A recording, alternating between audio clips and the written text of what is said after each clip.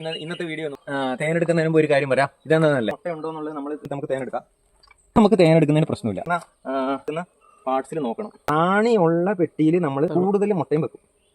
2 കൊല്ലം open ആക്കി ഡിവിഷന്റെ കാര്യങ്ങളിലേക്ക് നമ്മൾ ബ്ലൈൻഡ് ആയിട്ടാണ് ഡിവിഷൻ ചെയ്യുന്നത്. 2 പെട്ടി അത്യാവശ്യം പൂമ്പടിയുണ്ട്. റാണിയുള്ള കൂട്ടിൽ വെക്കും. നമ്മൾ ഈ കൂടെ വൃത്തിയാക്കിയാൽ കാണാൻ നല്ല രസമുണ്ടാവും. ഇതിപ്പോൾ കണ്ടോ, ഞാൻ കണ്ടു. അതുകൊണ്ട് ഇപ്പുറത്തെ പോർഷൻ നമ്മൾ മുറിച്ചെടുത്തു. റാണി ഇല്ല എന്ന് പറഞ്ഞ പെട്ടി നമുക്ക് തുറന്നു നോക്കാം. ഇവിടെയാണ് NQ എന്ന് എഴുതിയത്. 11-1 നമുക്ക് തുറന്നു നോക്കാം. അടിപൊളി, നല്ല ക്ലിയർ ആയിട്ടുണ്ട്. നോക്കാം, വേണ്ട റെഡിയാണ്. അപ്പോൾ വീഡിയോ ഇഷ്ടപ്പെട്ടാൽ എല്ലാവരും ഒന്ന് സബ്സ്ക്രൈബ് ചെയ്ത് സപ്പോർട്ട് ചെയ്യും. എല്ലാവർക്കും നമസ്കാരം. അപ്പോൾ ഇന്നത്തെ വീഡിയോ എന്ന് പറയുന്നത് ജനുവരി മാസത്തിൽ ഡിവിഷൻ ചെയ്തിട്ടുള്ള ഒരു പെട്ടിനെ കുറിച്ചുള്ള വിശേഷമാണ്. അപ്പോൾ അത് നമ്മൾ തിരിച്ച് ഡിവിഷൻ ചെയ്തതെന്ന് പറയുന്നത് ബ്ലൈൻഡ് ആയിട്ടാണ് ഡിവിഷൻ ചെയ്തത്. ബ്ലൈൻഡ് ഡിവിഷൻ എന്ന് പറയുന്നത് റാണി സെല്ല് അല്ലെങ്കിൽ ഗൈനി ഈച്ച അതും കൂടെ ഇല്ലാതെ നമ്മൾ ഡിവിഷൻ ചെയ്യുന്നതിനെ കുറിച്ചാണ് ബ്ലൈൻഡ് ഡിവിഷൻ എന്ന് പറയുന്നത്. അപ്പോൾ അത് എങ്ങനെ സക്സസ് ആയോ എന്നുള്ളതിനെ കുറിച്ച് ആണ് ഇന്നത്തെ വീഡിയോ. അപ്പോൾ വീഡിയോ ഇഷ്ടപ്പെട്ടാൽ എല്ലാവരും ഒന്ന് സബ്സ്ക്രൈബ് ചെയ്ത് സപ്പോർട്ട് ചെയ്യണേ. തേനെടുക്കുന്നതിന് മുമ്പ് ഒരു കാര്യം പറയാം. ഇതെന്താന്നല്ലേ, അതായത് ഇത് കഴിഞ്ഞ പ്രാവശ്യം തേനെടുത്തപ്പം തേൻ അരിച്ചെടുത്തിട്ട് ബാക്കി കിട്ടിയ മെഴുകാണ്. ഇത് വളരെ സോഫ്റ്റാണ്. ഞാൻ കാണിച്ചു തരാം. ഒരു പെട്ടിയെ എത്ര പെട്ടെന്ന് തൂക്കുന്നത് ഇതാ. ഇത്ര പെട്ടെന്ന് നമുക്ക് തൂക്കാൻ വേണ്ടി പറ്റും. അപ്പോൾ നമ്മൾ തേൻ പിഴിഞ്ഞെടുത്ത മെഴുക് ഒരു കാരണവശാലും കളയാൻ പാടില്ല. നമുക്ക് പെട്ടെന്ന് ഒരു പെട്ടിയിൽ തൂത്തെടുക്കാൻ വേണ്ടി പറ്റും. മെഴുകിൻ്റെ ആവശ്യം നമുക്ക് വിനിയോഗിക്കാൻ വേണ്ടി പറ്റും. വളരെ ഈസിയാണ്. അപ്പോൾ അത് കഴുകിയെടുക്കണം. തേൻ പിഴിഞ്ഞിട്ട് ഇതേപോലെ പരത്തി എടുത്തിട്ട് വെള്ളത്തിലിട്ട് കഴുകി നല്ല പൂമ്പൊടിയൊക്കെ കളഞ്ഞ് നല്ല വൃത്തിയാക്കി എടുക്കണം. അങ്ങനെയാണെങ്കിൽ നമുക്ക് മെഴുകിൻ്റെ ആവശ്യത്തിന് ഉപയോഗിക്കാൻ വേണ്ടി പറ്റും. ഓക്കെ, അപ്പോൾ നമുക്ക് ഈ പെട്ടി തുറന്നു നോക്കാം. ഓക്കെ, നമ്മൾ സാധാരണ പെട്ടി പൊട്ടിക്കുമ്പം നമ്മൾ തിരിക്കാൻ ഉദ്ദേശിക്കുന്നുണ്ടെങ്കിൽ ഈ പെട്ടിയിലെ തട്ടി ഈച്ചകളെ മാറ്റാൻ പാടില്ല. ആദ്യം നമ്മൾ ഒന്ന് വൃത്തിയാക്കി എടുക്കണം. അല്ലെങ്കിൽ തേൻ എടുക്കുന്നുണ്ടെങ്കിൽ പൊടിയെല്ലാം നമ്മുടെ തേനിൽ വീഴാൻ സാധ്യതയുണ്ട്. അതുകൊണ്ടാണ് വൃത്തിയാക്കി എടുക്കുന്നത്. പിന്നെ നമ്മൾ നല്ല എൻ്റെ ദൈവമേ ആരോ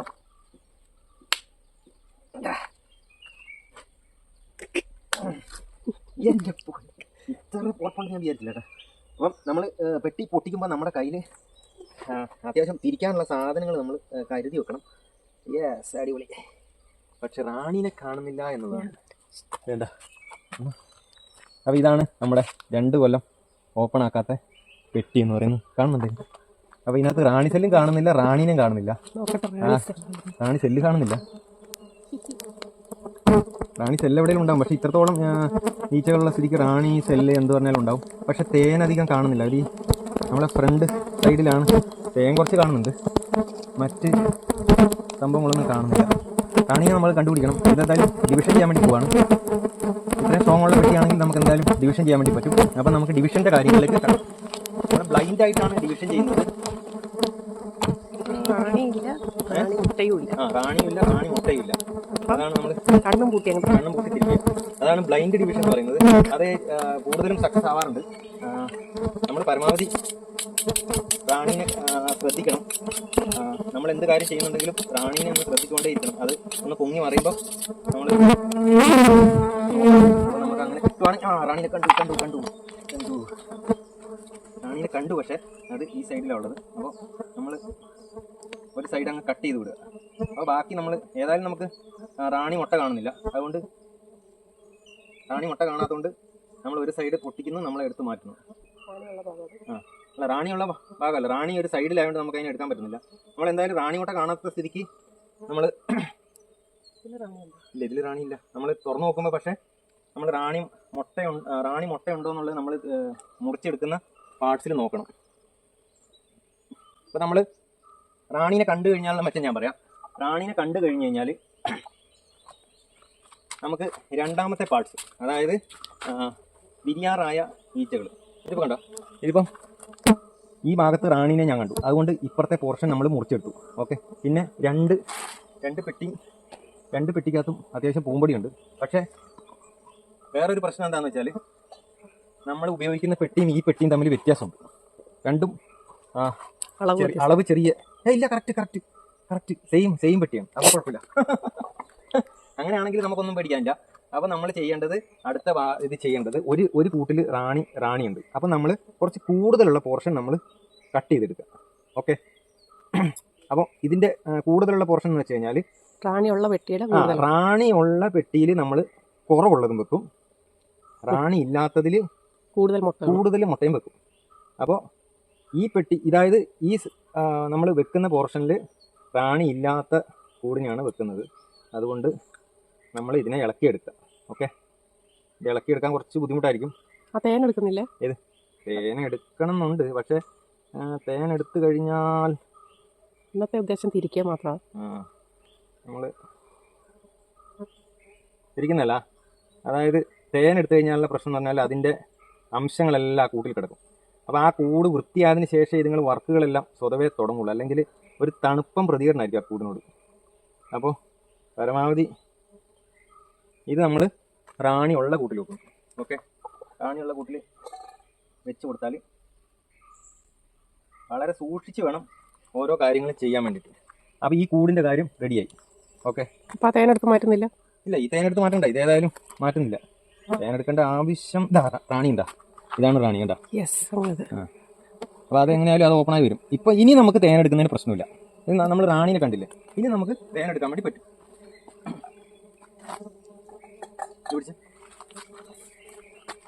ഇതില്ലെങ്കിൽ റാണി ആ തേനിൽ ഉൾപ്പെടാനുള്ള സാധ്യത കൂടുതലാണ്.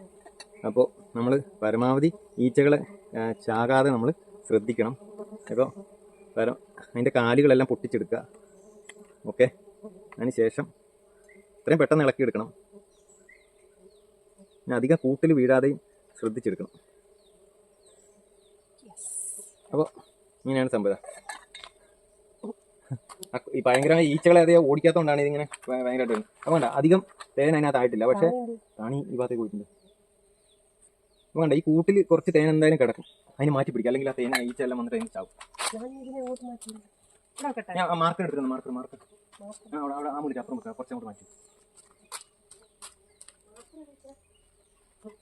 അപ്പോൾ നമ്മൾ ഇനി ചെയ്യുന്നത് ഈ പെട്ടി മൂടി വെക്കുന്നുള്ള. അപ്പോൾ നമ്മളൊരു ചെറിയതായിട്ട് ചെരിച്ചു കൊടുത്താൽ ഈ തേൻ ഒരു മൂലയിൽ വന്നിരിക്കും. ഇപ്പുറത്തെ മൂലയിൽ ഈച്ചെല്ലാം കുറവാണ്. അപ്പോൾ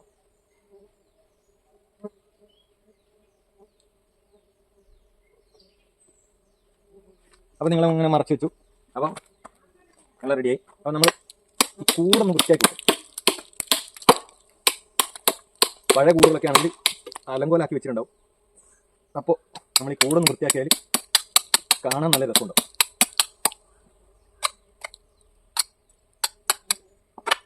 പരമാവധി വൃത്തിയാക്കി വെക്കും. അപ്പോൾ കീടങ്ങളുടെ ആക്രമണം എല്ലാം കുറവായിരിക്കും. ചിലന്തി വല കെട്ടുന്നത് അങ്ങനത്തെ കാര്യങ്ങളെല്ലാം കുറവായിരിക്കും. നല്ല വൃത്തിയാണെങ്കിൽ, നല്ല നീറ്റാണെങ്കിൽ തന്നെ നമുക്ക് പണിയെടുക്കാനൊരു ഇൻട്രസ്റ്റ് ഉണ്ടാവും. അതാണ് അതിൻ്റെ മെച്ചം. ഓക്കെ, നമുക്ക് അതേപോലെ 2 പെട്ടി നമുക്ക് വൃത്തിയാക്കാം. ഭയങ്കര ഉറപ്പായിരിക്കും മെഴുകിന്.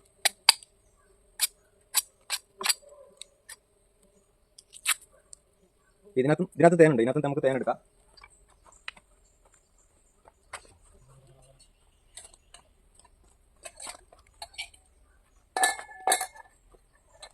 തേനെടുക്കാനുള്ള പെർമനന്റ് സെറ്റപ്പ് ഒന്നും ആയിട്ടില്ല. അതുകൊണ്ടാണ് ഇങ്ങനെ നമുക്കിതിപ്പോൾ വീട്ടാവശ്യത്തിനുള്ള തേനെടുക്കുന്നതാണ്. എല്ലാം പെട്ടെന്ന് ചെയ്ത് കഴിഞ്ഞാൽ അധികം ഈച്ചകൾ ചത്തുപോകുന്ന നമുക്ക് ഒഴിവാക്കാൻ വേണ്ടി പറ്റും.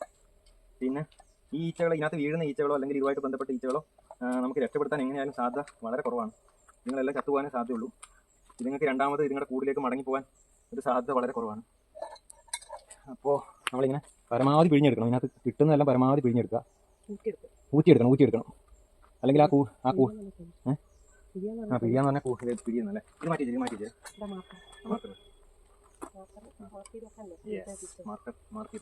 അപ്പോൾ നമ്മൾ ഇതിലാണ് നമ്മൾ നേരത്തെ എടുത്ത തേന അട വെച്ചിട്ടുള്ളത്. അപ്പോൾ നമ്മൾ ഈ അട എടുത്തിട്ട് നമ്മൾ ഈ പഴയ സ്ഥലത്ത് തന്നെ വെക്കും. അപ്പോൾ ഓക്കെ, ഏതെങ്കിലും ഗ്യാപ്പ് നോക്കിയിട്ട് ആ ഗ്യാപ്പിൽ ഇറുക്കി വെക്കുക.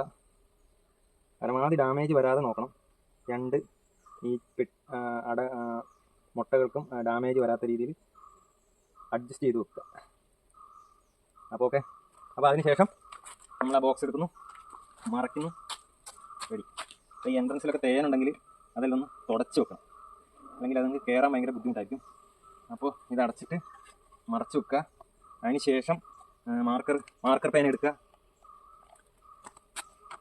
എന്തെങ്കിലും നിങ്ങളുടെ ഇഷ്ടമുള്ള രീതിയിൽ മാർക്ക് ചെയ്യുക. ഞാൻ NQ എന്നാണ്, നോ ക്യൂ എന്നാണ് ഇട്ടിട്ടുള്ളത്. പിന്നെ നമ്മൾ ഡേറ്റ് ഇടും. ഇന്നത്തെ ഡേറ്റ് 11/1/25. ഓക്കെ, ഇതിന് ക്യൂന്നിടും 11/1. ഓക്കെ, ഇതിൽ ക്യൂനും അപ്പുറത്ത് ക്യൂ നമ്മൾ ഇവിടെയാണ് ഇരുന്നത്. അപ്പോൾ ഇവിടെ ഇരുന്നതിന് അവിടെ തന്നെ വെക്കും. നോ ക്യൂ ഉള്ളതിനെ ഇങ്ങോട്ട് വെക്കുന്നു. കുറച്ച് ഇപ്പുറത്തേനെ ഡയറക്ഷൻ മാറ്റി വെക്കുന്നു. അങ്ങനെ വെക്കും, രണ്ടും ഒരുമിച്ച്. എന്നാലും കുഴപ്പമില്ല, കുറച്ച് മാറ്റി വെക്കണം. കുറച്ച് മാറ്റി വെച്ച് കഴിഞ്ഞാൽ ഇതിൽ കൂടുതൽ ഈച്ച കയറും. പിന്നെ ഇതിനകത്തായിരിക്കും കൂടുതൽ ഈച്ചകൾ കയറുന്നത്. അപ്പോൾ റാണി ഉള്ളതിൽ കൂടുതൽ ഈച്ച കയറും. കിച്ചൻ കൈ കൊണ്ട് തൊട്ടത് ഇതിനകത്ത് അതിന്റെ സൈഡിലായതുകൊണ്ട് ഇതിനകത്ത് കുറെ ഈച്ചകൾ കയറും. ഇങ്ങോട്ട് മാറി കയറുന്നത് വ്യത്യാസം വരും. മനസ്സിലാകുന്നില്ല? ഞാൻ പറഞ്ഞു മനസ്സിലാവില്ല. കിച്ചൻ പറഞ്ഞ എങ്ങനെയാണോ ഇതിന്റെ അകത്ത് കൂടുതൽ ഈച്ച കയറും, ഇതിന്റെ അകത്ത് റാണി ഉള്ളതുകൊണ്ട് കൂടുതൽ ഈച്ച കയറും. റാണി ഉള്ളത് കൊണ്ട് റാണിയുടെ ഇത് വെച്ചിട്ട് ഇതിനകത്ത് കൂടുതൽ ഈച്ചകൾ കയറും. അതായത് കറക്റ്റ് സ്ഥലത്ത് വെച്ച് കഴിഞ്ഞാൽ ഈച്ചകൾ കയറും അതിനകത്ത്. അതേപടി സ്ഥലം മാറ്റി വെച്ചാലും റാണി ഉള്ളതുകൊണ്ട് ഇതിനകത്ത് ഈച്ച അതേപോലെ വന്ന് കൂടുതൽ കയറും. അപ്പോൾ നമ്മൾ കുറച്ച് ഡയറക്ഷൻ മാറി വെച്ച് കഴിഞ്ഞാൽ അതിനകത്ത് ആവശ്യത്തിനുള്ള ഈച്ച വന്ന് കയറും. നമ്മൾ കണ്ണും പൂട്ടി തിരിച്ച ഒരു ബോക്സാണിത്.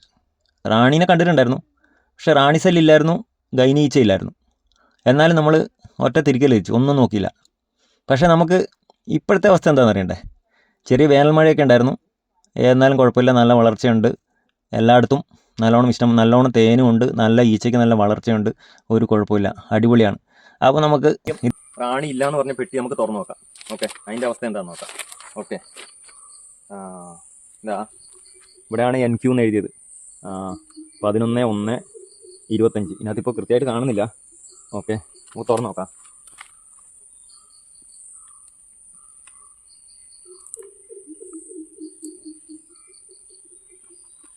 അപ്പം ഈസി ആയിട്ട് തുറന്നു കിട്ടുന്നുണ്ട്. ഇത് നോക്കി, NQ എന്ന് എഴുതിയ സാധനം സക്സസ് ആയിട്ടുണ്ടല്ലോ, അടിപൊളി, നല്ല ക്ലിയർ ആയിട്ടുണ്ട്. അപ്പോൾ ഇനിയിപ്പം റാണി ഉണ്ടായിരുന്ന കൂടും കൂടെ ഒന്ന് തുറക്കാം.